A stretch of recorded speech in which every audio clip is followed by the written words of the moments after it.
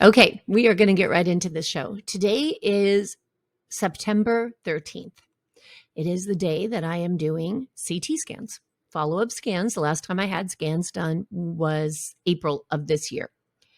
And it was really weighing heavy on my mind and my heart to talk about Scanxiety.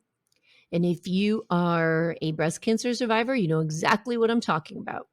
And if you're someone who loves or supports a survivor, I'm going to help you understand it if you're not aware of that term. So Scanxiety is basically the anxiety that comes up when a cancer survivor is going in for scans. And I want to talk about Scanxiety because it's very real and it has a huge impact on the quality of our life for the time leading up to the scans, for the time between the scans and receiving the results of the scans. And for some of us, it's more of an impact than others.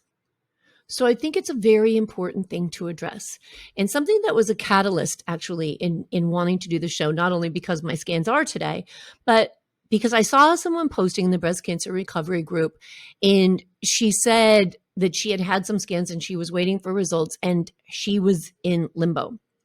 And this is a very common message and thread of thought that I hear and see all the time for those of us who are getting scans or waiting for scan results. Totally normal, and I get it.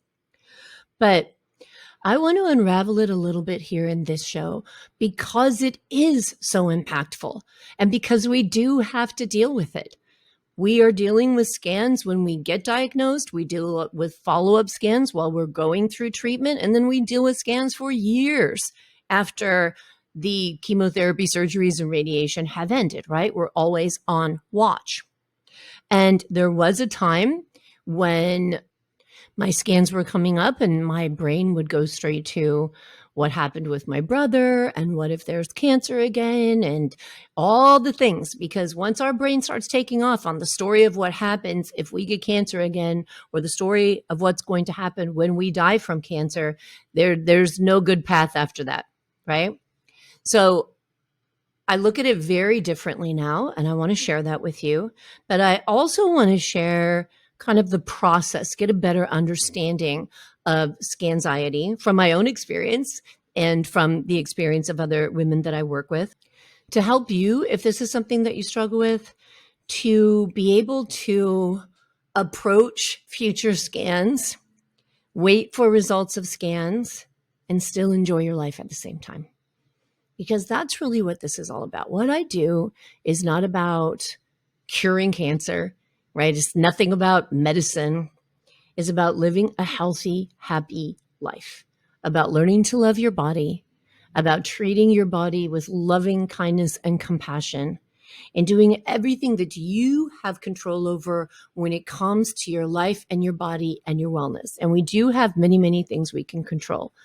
And they all start right between the ears, right? They start with our brain. They start with the way we think. And that is what the snowball effect, that's where we start getting our feelings and we take actions based on those feelings. And then we create results in our life. And it always comes back to the way that we're thinking.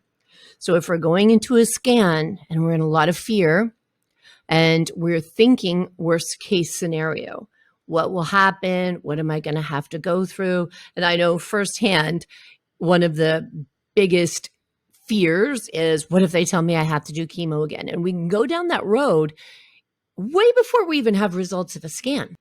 So how can we approach managing what can be a chronic disease, managing our healing, our health, our treatment, living with cancer, moving beyond cancer, while preserving our peace of mind and the quality of our life? And that's what we're going to talk about today.